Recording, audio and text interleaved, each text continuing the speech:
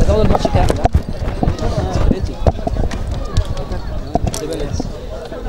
صار تبع النادي برضه؟ يلا دوري؟ يلا داير.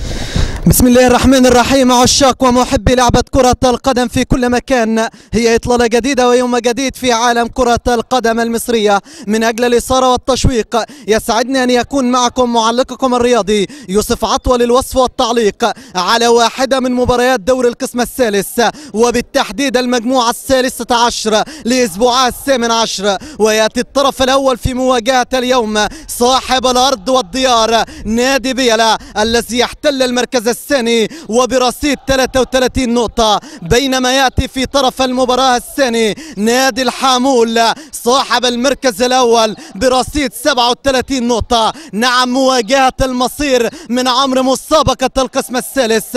نعم، للمجموعة 13 يلعب أبناء كفر الشيخ، إن كان صاحب الأرض واللون الأسود هو بيلا وصاحب اللون الأخضر الحامول. نعم.